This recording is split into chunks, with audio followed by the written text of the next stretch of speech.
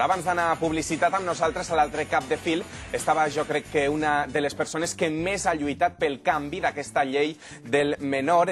¿Cómo tendría que ser la ley, María del Mar? Yo emprendí esa lucha y antes que yo otras víctimas para que la ley del menor se endurezca, pero el que esta ley, que lleva modificada muchísimo tiempo y muchísimas veces, sea una ley ya de por vida, vuelvo a decir, a nosotros... ¿Pero qué es lo que hace falta, María del Mar, qué es lo que hace falta para que el gobierno modifique esta ley? Lo primero, interés. María del Mar, vamos a ver lo que pasa, sobre todo, ¿no? Este interés que se tenga para modificar un poco esta ley del menor y, sobre todo, pues, ya por solidarizarse con vosotros, los padres. A mí me gustaría, para terminar, hacerte otra pregunta. Nosotros hoy en el programa habíamos invitado a los padres del caso de Ripollet. Los padres justamente esta mañana han declinado la invitación al programa después de pedirnos dinero para comercializar con esta historia y porque habían vendido la exclusividad a otra cadena de televisión. Tú, como supongo también persona, ¿encuentras lícito que unos padres puedan comercializar con la muerte de la niña? O sea, quiero decir que para mí eso no son padres. O sea, pueden tener el dolor de que la pérdida de su hija, pero vender en exclusiva a otro programa, y vamos, es que a mí no se me ha pasado jamás por la cabeza. O sea, para mí esas personas no tienen ninguna credibilidad. Ha quedado claro. María del Mar, muchísimas gracias por estar esta noche con nosotros. Nosotros nos quedamos con especialistas analizando el camino que tiene que seguir esta ley del menor. Un beso muy fuerte, gracias. És un tema molt complicat, perquè a nivell psicològic, clar, un nano d'aquestes edats, per exemple, el cas de Ripollet, amb l'edat que tenen, és un moment de canvis. El canvi per l'edat no té res a veure. Potser la pena sí, perquè el nano pot passar d'una edat més d'adolescència o preadolescència. Sí, però vostès creuen que l'internament funciona? Delictes extraordinàriament greus, n'hi ha pocs. Mira, jo tinc 50 internats. Ramon, n'hi ha. 50 internats i pena mesura superior a 3 anys, n'hi tinc 5. Jo crec que funciona raonablement bé. ¿Usted creu que si un menor d'edat que ha matat a una persona passa 5 anys internat i surt al carrer, ja serà una persona completament nova? Hem de comptar una cosa. El menor un dia sortirà del centre. Si ho mirem amb l'àmbit de majors, quan compleixen la pena de 10, 12, 14 anys, vostè garanteix la societat que sortiguen resocialitzats? No. Vostè veu bé, per exemple, com a psicòleg, aquests 5 anys per recuperar-se? Primer, jo penso que en aquests casos hi ha l'element de què és el que ha portat aquest noi, quina és l'estructura mental que no sabem. S'ha de veure primer si hi ha sentiment de culpabilitat, això important, perquè això requereix un tractament terapèutic. Hem de veure que sempre és molt important que la persona doni el consentiment, o sigui, que estigui, diguéssim, amb ganes de millorar.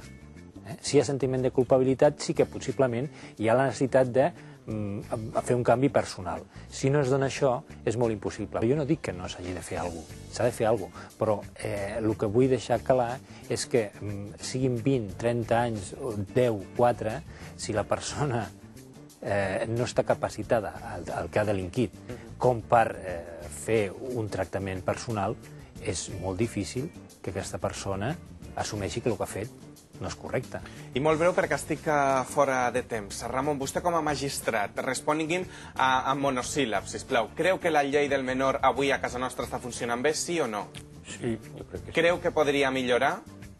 Home, tot és millorable, tot és millorable. Ramon, Andrés, no tenim més temps. Moltíssimes gràcies per estar aquesta nit amb nosaltres, per conèixer una mica més què és el que pot passar dins dels caps d'aquestes persones que actuen així, també per conèixer una mica a casa nostra com s'està aplicant la llei del menor. Nosaltres ara el que fem és marxar fins als carrers de Vic amb el nostre pulsòmetre.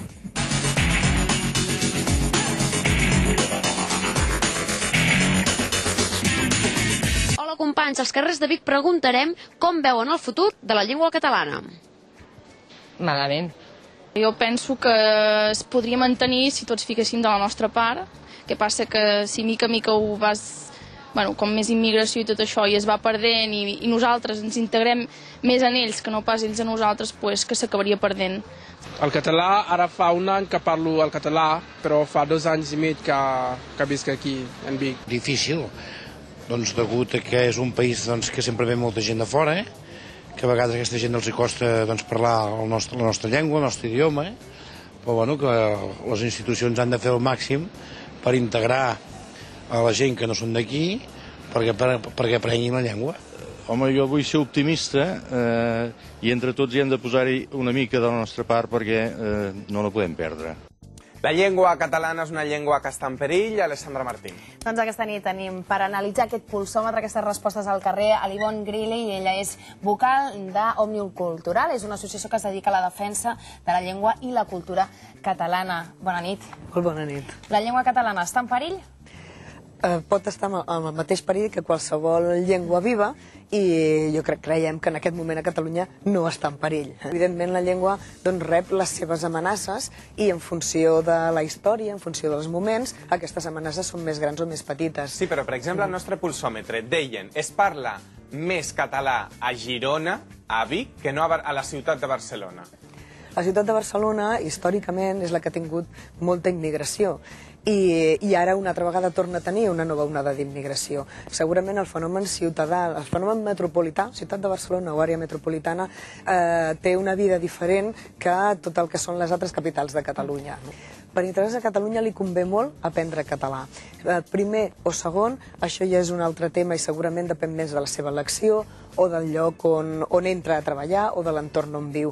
Però el que està clar és que el català com a llengua oficial a Catalunya, el castellà, que també ho és, doncs el català li aportarà molts beneficis, sobretot en la vida social. Però si parla català, immediatament, sense haver de fer res més, sense tenir papers extras, sense més, pel fet de parlar català, segurament ja la mirarem com si fos nostra. Cal saber català i cal saber castellà. Per entrar a l'administració cal saber català. En aquest moment, l'Estatut d'Autonomia de Catalunya reconeix el català com a llengua d'obligat coneixement, igual com el castellà. Per tant, és necessari, és lògic que les feines ho demanin.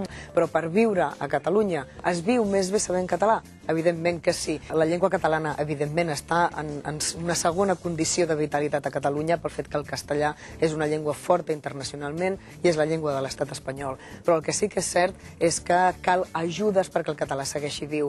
En la retolació dels edificis oficials, en la retolació al carrer, la llei especifica i obliga que aquests rètols, aquests a l'aeroport, per exemple, siguin en català. Per tant, això, si no es compleix, s'ha de denunciar. Aquest és un espai de denúncia. Tu què denuncies? Doncs que no sempre les institucions o les empreses de servei públic realment compleixen allò que han de fer, que és posar els seus rètols en català o atendre la gent en català. Doncs res, per si volen participar, o una direcció de correu electrònic. A td@canalcatalà.com.